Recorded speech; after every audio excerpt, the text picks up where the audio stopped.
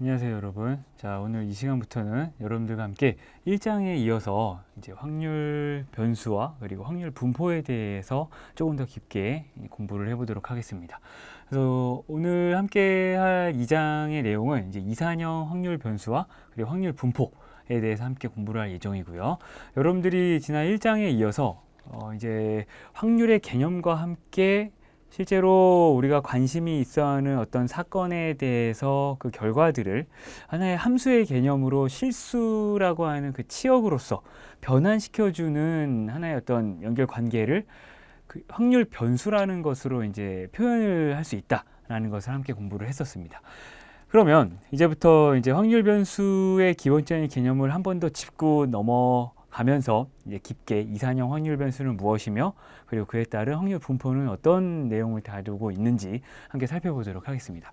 그래서 일단 표본 공간 내에서 표본점들의 어떤 부분 집합으로 정의된 관심이 있는 어떤 사상들을 함수의 개념으로 이제 변환하는 거죠. 즉 실수의 값으로 변환을 해서 우리가 관심 있어 하는 사상에 대해서 좀 우리가 해석하기 용이하게 만들어주는 것이 하나의 어떤 확률 변수의 역할이라고도 할 수가 있습니다. 자, 그래서 이제 이번 장에서는 여러분들과 함께 어떤 확률 변수 x라고 하는 것이, 즉 확률 변수로 정의된 x가 가능한 한 어떤 그 값의 범위 내에서 실제로 어떠한 확률 분포를 가지고 있는지, 실제로 예를 들어서 여러분들 주사위를 한번 던졌을 때 나올 수 있는 어떤 관심 있는 사상들에는, 즉 확률 변수로서 정의할 수 있는 값들은 당연히 그 주사위 면에 적혀 있는 숫자들이 될 수가 있죠.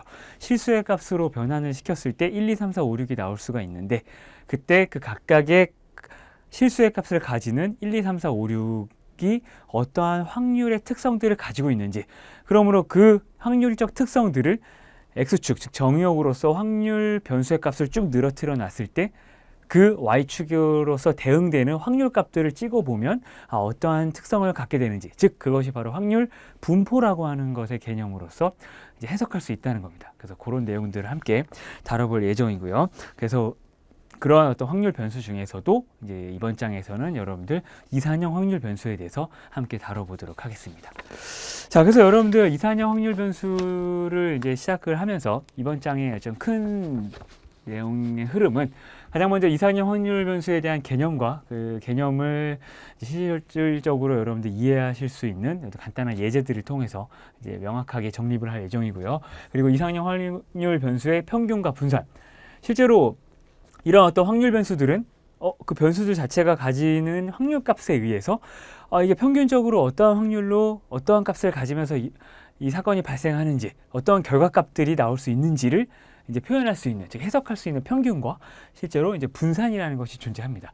여러분들이 어떤 측량된 데이터들의 어떤 특성을 표현하듯이 이제 확률 분포에서도 그런 어떤 특성을 대표하는 값들, 즉 해석하기 용이하게 만들어주는 값들을 평균과 분산으로서 적용시키고 있다는 것이죠. 그래서 그런 부분에서 정의할 예정이고요. 그리고 이 주요 이상형 확률 분포의 종류로서 여러분들 아시다시피 이상형 균등 분포, 그리고 이항 분포, 포화성 분포, 음이항 분포, 기하 및 초기하 분포에 대해서 이제 다뤄볼 예정입니다.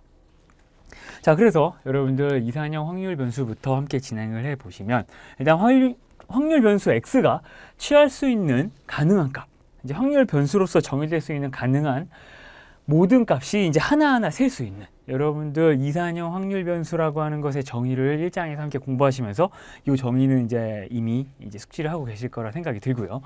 하나하나 셀 수 있는 이산치, 즉 x1, x2, 점점점일 때, 이때 x는 이산형 확률 변수이다라고 정의를 한다는 것입니다. 그래서 여러분들 이 개념으로 이제 확률 변수, 이산형 확률 변수는 이런 하나하나 셀 수 있는 그런 값들을 의미하는구나 라는 것을 인지하시고 정리를 해주시면 좋을 것 같습니다. 자, 그래서 간단한 예제를 이제 보시면, 여러분들 이제 동전을 3번 굴리는 시행을 생각해 보자. 동전을 3번 이제 던지는 거예요. 자, 근데 이때 나올 수 있는 전체 경우의 수는 당연히 2 곱하기 2 곱하기 2로서 총 8개의 표본점으로 이제 집단이 구성이 되고요. 그리고 구성된 이 시행의 표본 공간은 당연히 표본 공간 S 이퀄 이제 HHH, HHT, HTH 하면서 쭉 8가지가 이제 나오게 됩니다. 동전을 3번 굴리는 것이기 때문에 첫 번째, 두 번째, 세 번째에 따라 앞뒷면에 종류별 경우의 수를 전부 다 적어준 것이죠. 그리고 이때 이 시행에서 확률 변수 x를 앞면이 나오는 횟수라고 정의를 한 겁니다. 여러분들 확률 변수라고 하는 건 하나의 함수의 개념이기 때문에 우리가 관심 있어 하는 그 대상, 즉 혹은 관심 있어 하는 시스템에 맞춰서 확률 변수를 정의만 해주시면 우리가 관심 있어 하는 그 시행에 대해서 우리가 확률 변수에 따른 그 상황이 나올 때의 확률 값을 정의만 해주면 우리는 이제 확률 분포까지 쭉 연속적으로 구할 수 있다는 것이죠. 근데 이 문제에서는 여러분들 확률 변수 x를 앞면이 나오는 횟수라고 정의를 했습니다. 자, 그러므로 여러분들 x는 앞면이 아예 안 나오는 경우가 있기 때문에 0, 한 번 나오는 경우, 두 번 나오는 경우, 세 번 나오는 경우, 동전을 세 번 던지는 거기 때문에 앞면이 전부 다 나올 수가 있죠. 그래서 이렇게 확률 변수 x의 값의 범위를 이산형으로 이산치들에 대해서 정의를 하고 이 값을 가지는 이상형 확률 변수로서 정의가 되면 우리는 그때 확률 변수 값에 해당이 되는 확률 값들을 정의할 수가 있습니다. 즉 예를 들어서 x가 0일 때 앞면이 아예 안 나오는 경우죠. 지금 여러분들 위에서 표본 공간을 보셨을 때 앞면이 안 나오는 경우는 이제 한 번인 거죠, 여러분들. 자, 한 경우가 있기 때문에 여러분들 총 8가지 경우에 대해서 한 번, 그래서 8분의 1이 나오고요. 그 다음에 한 번, 두 번, 세 번, 네 번, 세 번까지 나오는 경우에 대해서 각각의 경우의 수를 앞면이 한 번 나오는 경우는 총 3번이 있기 때문에 8분의 3. 그 다음에 앞면이 두 번 나오는 경우도 3가지이기 때문에 8분의 3.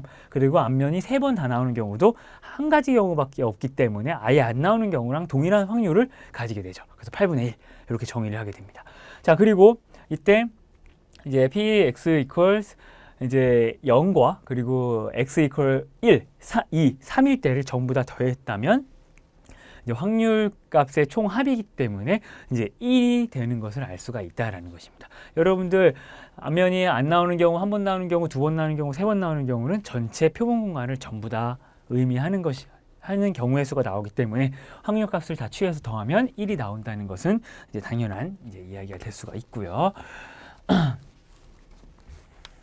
자, 그리고 이제 두 번째 예제를 이제 보시면, 자, 불량률이 0.2인 어떤 제품의 로트에서 두 개씩 하나씩 차례로 임의 추출한다는 겁니다. 임의 추출할 때 확률 변수 x를 추출된 제품 중에 포함된 불량품의 수라고 한다면, 이제 추출된 제품에 포함된 불량품의 개수를 이제 확률 변수 x로 우리는 정의를 했습니다. 자, 그러면 이렇게 뽑아지는 경우의 수에 대해서 각각의 경우의 수에 대해서 불량품의 개수를 확률 변수 x로 잡고 불량품이 없을 때 0일 때 그리고 x가 1일 때는 불량품이 1개 나왔을 때 그리고 불량품이 이제 뭐 2개 나왔을 때 뭐 이런 경우로 나눠서 생각할 수가 있다는 거죠. 자, 그러면 x는 가능한 값이 0, 1, 2다. 왜냐하면 불량 2개를 이미 추출하는 거기 때문에 불량품이 3개가 나올 수는 없죠, 여러분들. 그래서 0, 1, 2로 정의하고 각각에 대한 확률 값을 따져보면, 자, 여러분들 px equal 0는 불량품이 아예 없을 때입니다. 자, 그러므로 여러분들 pss, 자, fail한 것이 아니라 이제 success로서 이제 성공한 확률, 이제 불량품이 아닌 경우로 이제 하나, 둘 해서 이제 총 2가지가 나온다면 여러분들 아시겠지만 1-0.2의 제곱입니다. 왜냐하면 2개를 이미 추출하는데 불량품이 나올 확률이 0.2이기 때문에 전체 확률 1에서 0.1을 뺀 0.8은 여러분들 이제 불량품이 아닌 완제품으로 이제 뽑혀질 확률인 것이죠. 그래서 한 번 뽑을 때 0.8, 또 그 다음에 또 뽑을 때 0.8이어야지만 여러분들 불량품이 아닌 제품을 뽑는 확률이기 때문에 1-0.2의 제곱으로서 0.64가 바로 이제 불량품이 안 뽑힐 확률이 되는 것이고요. 그리고 만약에 확률 변수 x는 1로서 자, 지금 이제 불량품이 하나가 뽑힐 확률입니다. 자, 그러면 바로 첫 번째 뽑았을 때는 완제품으로서 불량이 아니지만 그 다음에 불량인 경우와 그 다음에 첫 번째 불량이 나와버리고 그 다음에 두 번째 불량이 아닌 경우 2가지로 나눠질 수 있기 때문에 여러분들 0.2 곱하기 0.8 그리고 0.8 곱하기 0.2로서 2개를 더하면 0.32라는 확률이 나온다는 것이죠.